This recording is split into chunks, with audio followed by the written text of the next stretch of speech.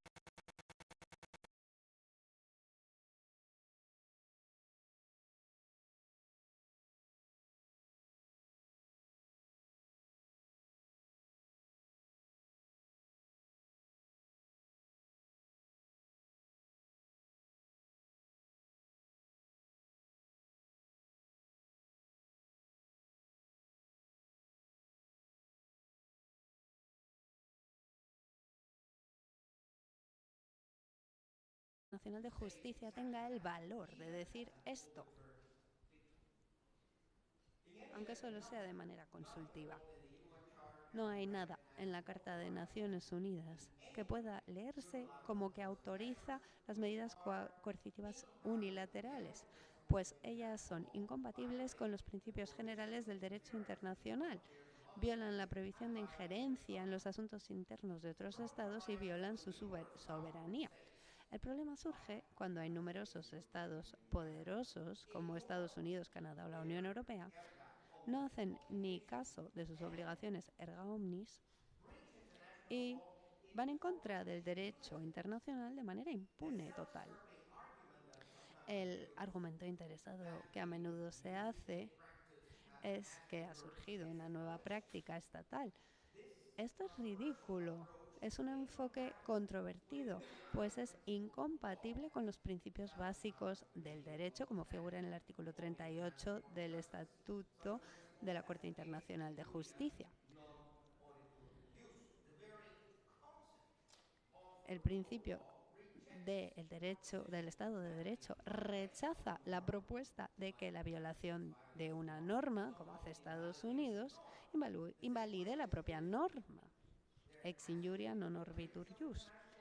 Si hay una violación del derecho internacional y temporalmente no se puede dar marcha atrás, de acabar con este embargo contra Cuba, puede verse como una vuelta a declarar el derecho sobre las sanciones unilaterales. En los párrafos preambulares se reafirma la igualdad soberana de los estados, la no injerencia y la no interferencia en los asuntos internos y la libertad de comercio y navegación internacionales. Esto es derecho internacional básico.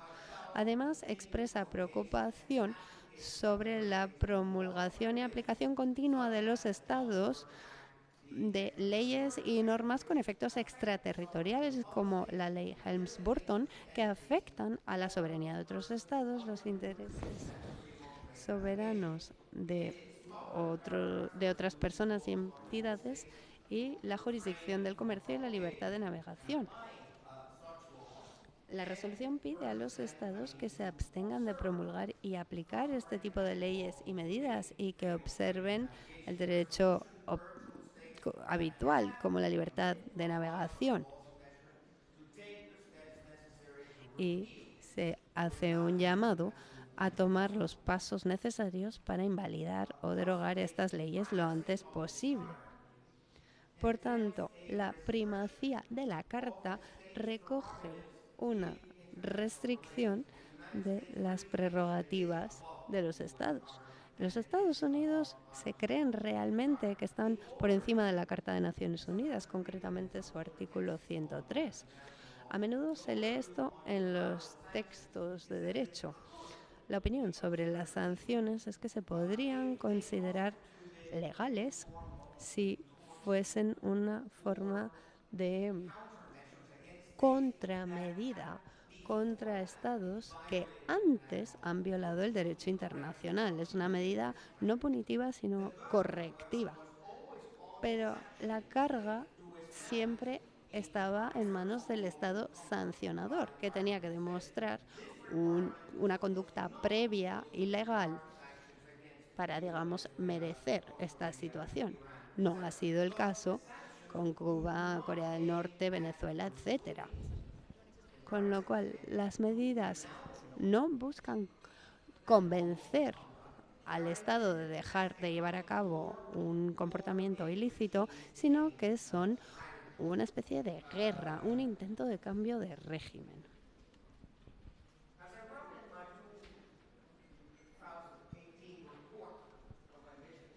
Como puse en un informe tras mi misión a Venezuela y Ecuador, la Carta de las Naciones Unidas reposa sobre la filosofía del multilateralismo, el compromiso con la cooperación internacional y la igualdad soberana de los estados. Tuve el placer de hablar con Carmen Domínguez, asistente de Michelle Bachelet, esto hace unas pocas semanas, y discutimos esto, la función del alto comisionado, que es mediar, o por ejemplo también la función del secretario general, Antonio Guterres. Su tarea es brindar servicios de asesoría y asistencia técnica. Pues bien, de las palabras de Michelle Bachelet, parecí inferir que ella entiende que nuestra función no es de confrontación. Nosotros no nos dedicamos a asignar culpas. Conocemos que hay problemas, los gobiernos lo saben, ahora veamos cómo arreglarlos. Esta es la función noble del alto comisionado. Los países no pueden ser aislados ni boicoteados, sino ayudados a fortalecer sus instituciones democráticas. En los últimos 60 años se han hecho guerras económicas no convencionales contra Cuba, Chile, Nicaragua, la República Árabe Siria, la República Bolivariana de Venezuela, la República Islámica de Irán y un largo etcétera.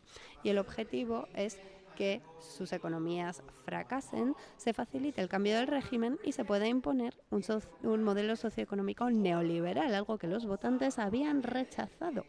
En Chile se derrocó a Salvador Allende y esto llevó a 17 años de dictadura y tortura bajo el general Pinochet.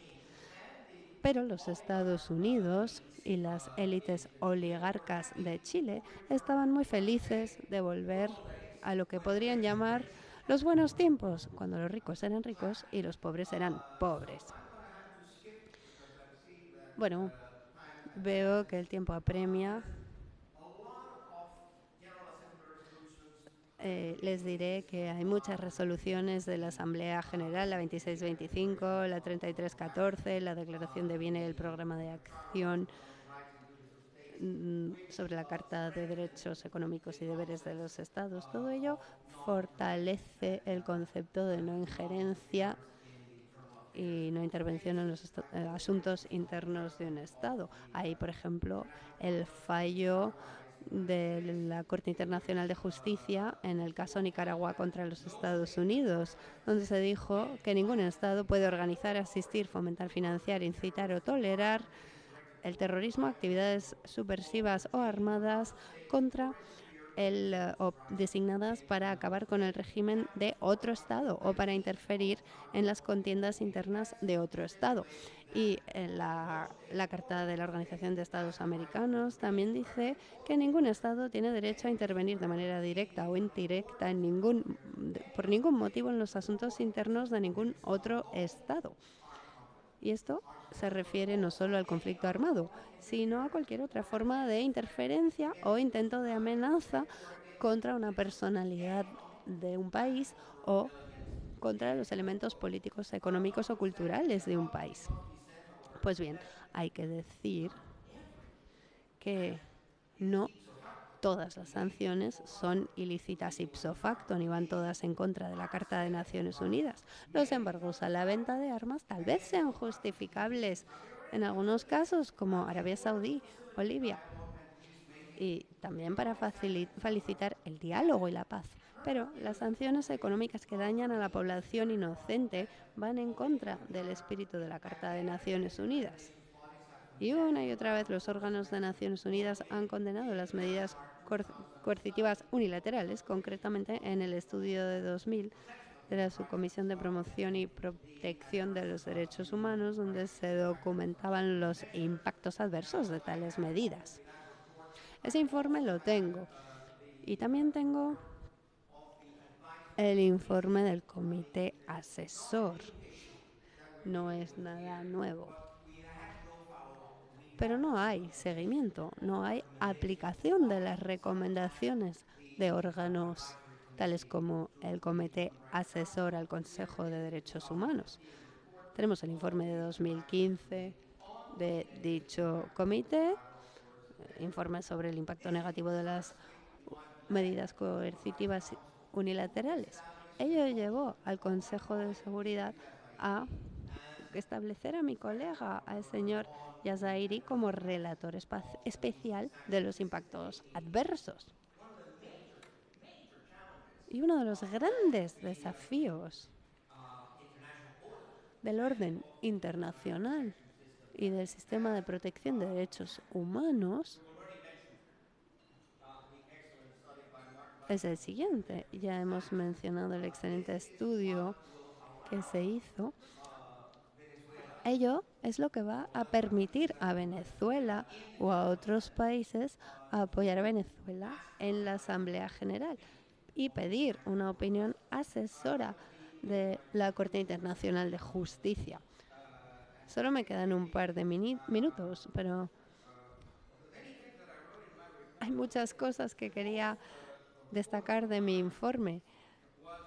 Bueno, quizá destacar lo que escribí sobre la historia, la comparación con los sitios medievales, la comparación entre los sitios medievales y las sanciones económicas del día de hoy que tratan de poner de rodillas a toda una nación. Y quisiera hacer otra comparación. ¿Qué hay del pueblo de Irán, el pueblo de Venezuela y el pueblo de Cuba?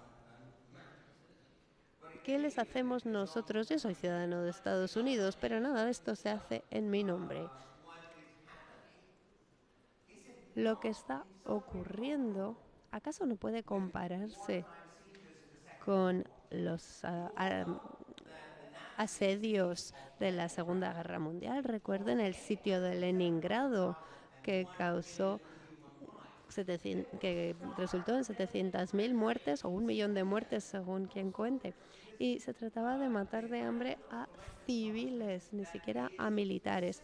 Es el tipo de castigo colectivo que está prohibido en el derecho humanitario internacional. Bueno, no les puedo decir todo lo que quería decir, pero voy a leer una serie de recomendaciones concretas. La Asamblea General debería remitir estas cuestiones para una opinión sobre en qué situaciones pueden considerarse las UCMs legales. Y suponiendo que el régimen de sanciones era lícito al principio, pierde su legalidad si las medidas causan muertes, sufrimiento, daños, etc. 3. ¿Cuál es la responsabilidad jurídica de hacer reparaciones a las víctimas de las medidas coercitivas unilaterales? El Consejo de Derechos Humanos debe rechazar toda la retórica que pide perdón, porque lo que busca es imponer sanciones neoimperialistas y se deben, en cambio, condenar estas sanciones como algo criminal.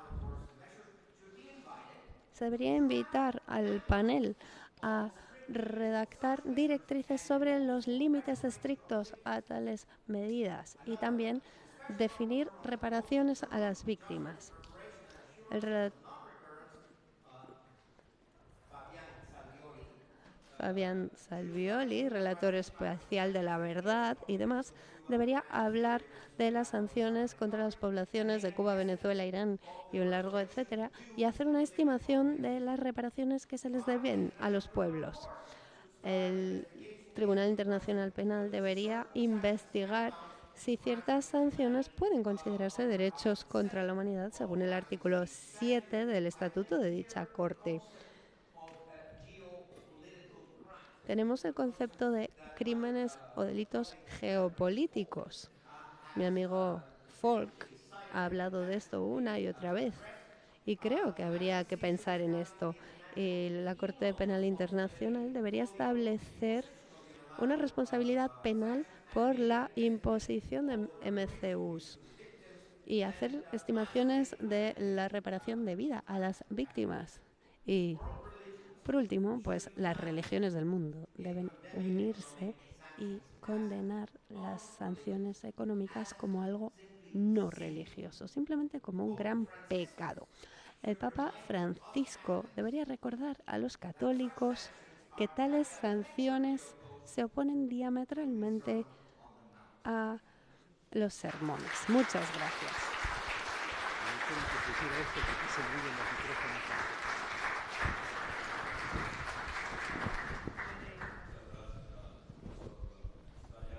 Thank you, Professor Sayas. I want to thank you for having striven to respect the time limit. And I'm asking everybody else to do likewise. 2 observations. First, tell presenters that the original presentation that they have submitted is to be published in the final document which shall be issued on this seminar. I ask them to submit here a brief resume of 15 minutes. Second, after the 4 presenters have finished their interventions, there are going to be 3 short interventions by 3 ambassadors: China, Russia,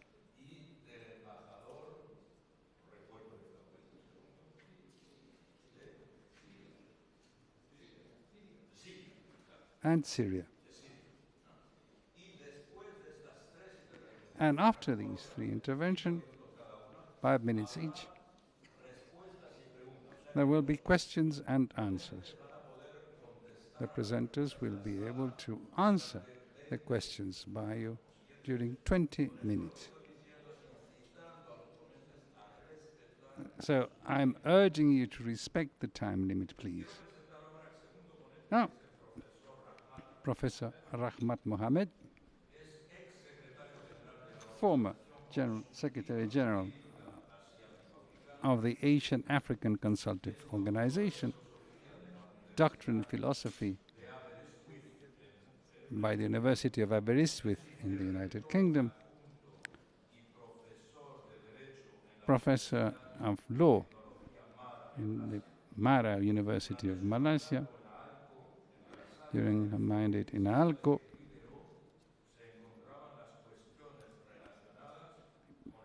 He had to deal with problems anent the International Penal Court, the Roman Statute, unilateral sanctions,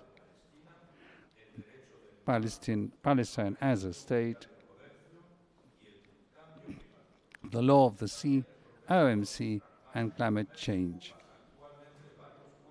He occupies now several positions of assistant professor in Malaysia and other countries.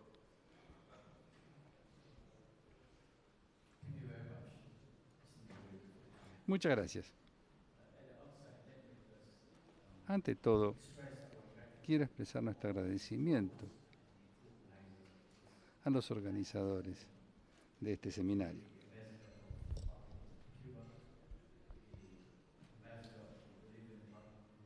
Y a las delegaciones de Cuba y Bolivia, lo mismo que de la República Islámica del Irán. Y para mí es un honor y un privilegio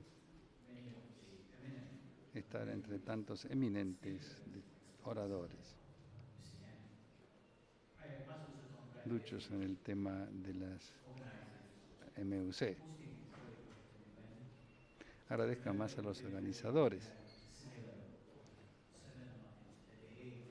En La Haya tuvimos un seminario parecido sobre las sanciones unilaterales a la luz del derecho internacional, cuyos resultados pueden hallarse en Google.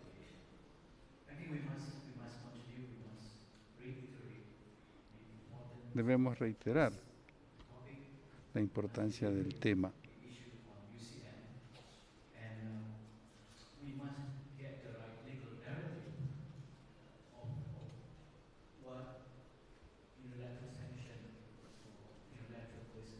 Y debatir más a fondo el problema de las USM, no dentro del paradigma del derecho internacional, sino de forma más amplia.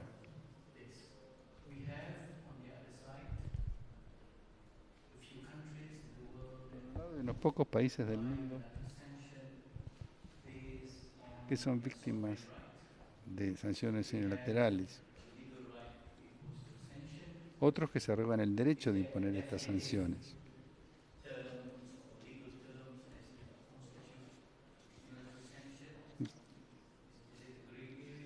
Se trata entonces de definir qué constituye una sanción unilateral. Creo que debemos concentrarnos, y recuerdo perfectamente bien, en su informe de 2015, usted planteó este tema, de si las medidas unilaterales constituyen violaciones del derecho internacional.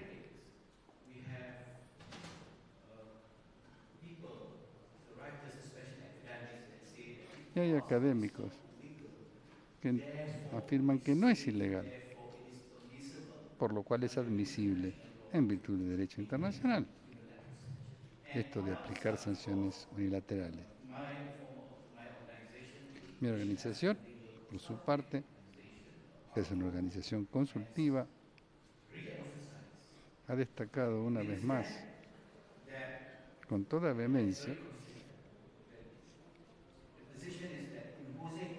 que la imposición de medidas coercitivas unilaterales de naturaleza extraterritorial está reñida con el derecho internacional.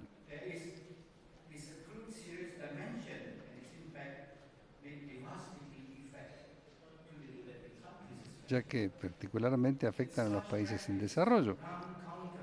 Estas prácticas además están reñidas con la cooperación internacional, el espíritu de cooperación en un mundo interdependiente.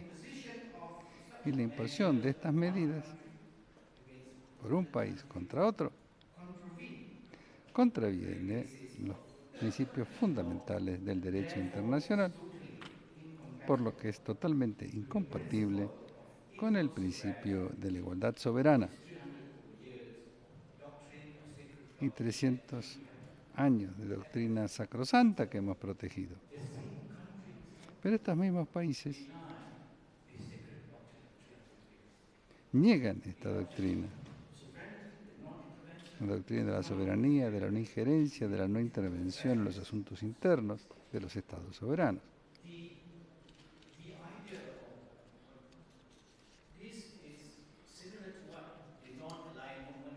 Es algo similar a lo que afirmaban los no alineados. Tenemos dos posiciones extremas, la práctica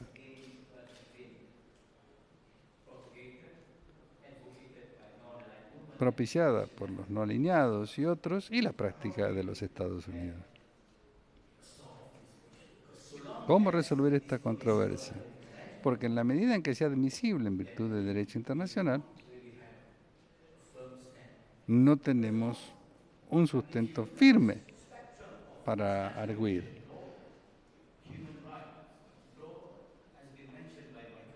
Mis colegas han mencionado el derecho internacional, el derecho internacional en materia de derechos humanos.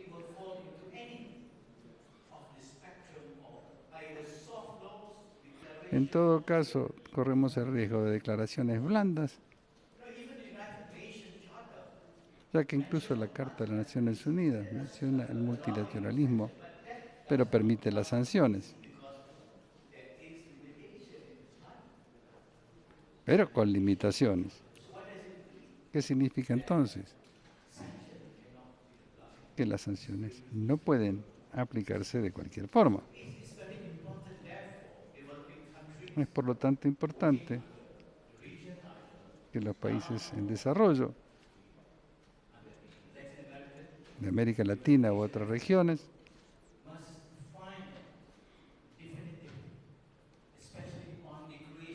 se pongan de acuerdo, particularmente en este sentido, porque debe haber pruebas suficientes de prácticas estatales. No digo que no existan, pero creo que no somos coherentes. Que no hemos cumplido nuestra misión, especialmente en lo que se refiere al derecho internacional. Me alegra mucho que el relator especial haya dicho que ha llegado la hora, tal vez, de declarar ilegales las sanciones unilaterales. Ya hace falta leyes blandas para promover la credibilidad de esta posición.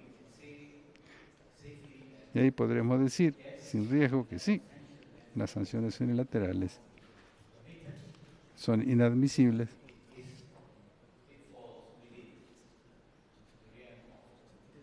porque está reñida con el derecho internacional. Es muy importante que la comunidad internacional se mancomune en este sentido, de forma verosímil.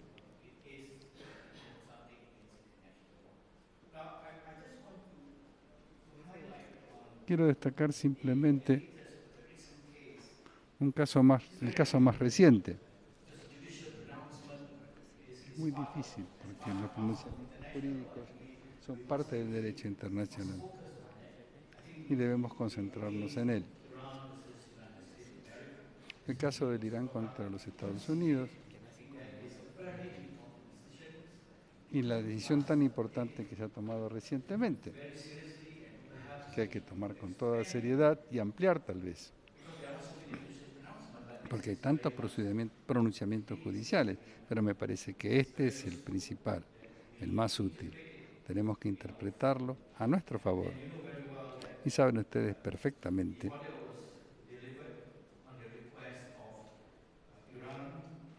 que el Irán pidió que se tomaran violaciones contra las violaciones del Tratado de Amistad por parte de los Estados Unidos. Lo interesante es que unánimemente hemos concluido que sobre la base de las pruebas disponibles, el artículo 21, párrafo 2 del artículo de 1995, tiene jurisdicción prima facie en este caso relativo a la disputa entre las partes en cuanto a la interpretación sobre la aplicación del tratado. No se niega el derecho de Irán, consagrado en el Tratado de 1995. El artículo 20, párrafo 1, permite tomar las medidas necesarias. Acá no tiene.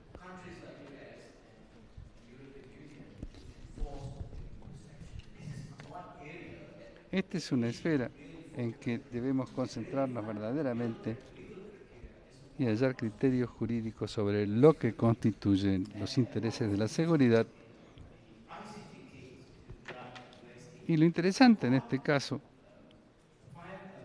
es que el tribunal tomó una posición resuelta de que en el caso de la dignidad humana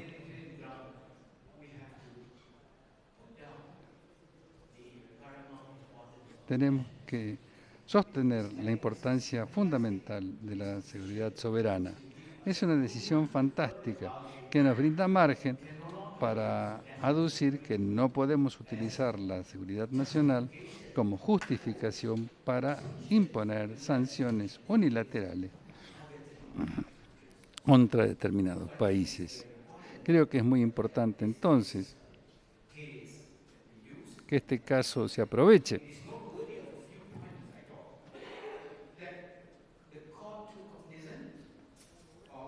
La Corte tomó nota del tratado como documento internacional, cuyo espíritu debiera respetarse constantemente, pues plasma la protección humanitaria de la dignidad, cuál es el objetivo fundamental del desarrollo progresista del derecho internacional. Este en primer término. En segundo término, el Tribunal Internacional, la Corte Internacional de Justicia desecha la adopción de intereses nacionales de la seguridad. Considera que no deben de ser el criterio fundamental a la hora de aplicar sanciones. Por lo tanto, la Corte afirma tener jurisdicción prima facie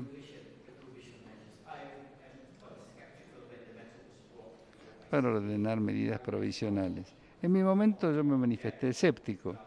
Pensé que la Corte debía rechazar el caso sobre la base de que carecía de jurisdicción, como afirmaban las Cortes de los Estados Unidos.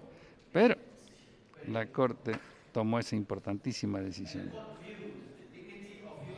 Para la Corte, la dignidad humana es un interés de la seguridad nacional y los valores humanos no pueden sacrificarse con otro propósito. Nuevamente, una tesis muy importante de la Corte. La dignidad humana es la base normativa para el desarrollo del derecho internacional humanitario, el cual pone límites a los derechos en materia de sanciones. Esta decisión unánime reveló que los jueces vieron más allá de las consideraciones nacionales, ya que la realidad es que el Tratado de 1995 impactará en la política de los Estados Unidos y otros. Por último, los derechos internacionales deben desarrollar constantemente la práctica del opinio iuris,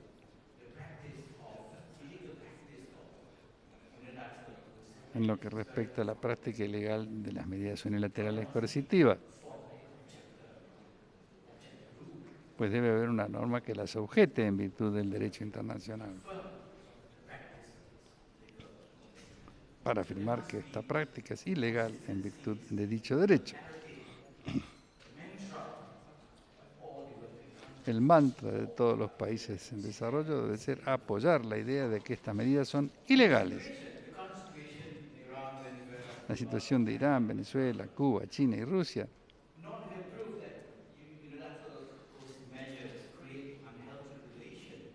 es que estas medidas crean relaciones malsanas y socavan la confianza entre las naciones y además han causado la degradación humana y de la integridad de los estados víctimas.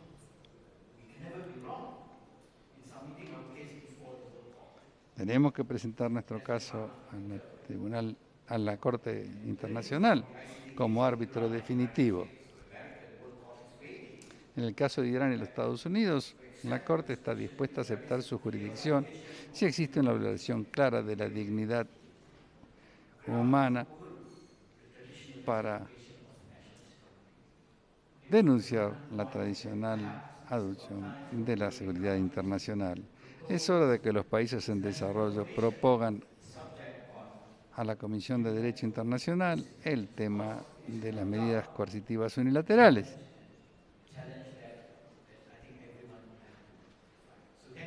Muchísimas gracias.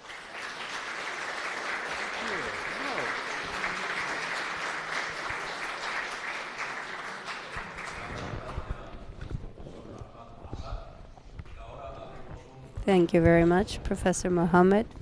We now have a 10-minute break. 10 minutes, please. It's 11:25. At 11:35, we will be back.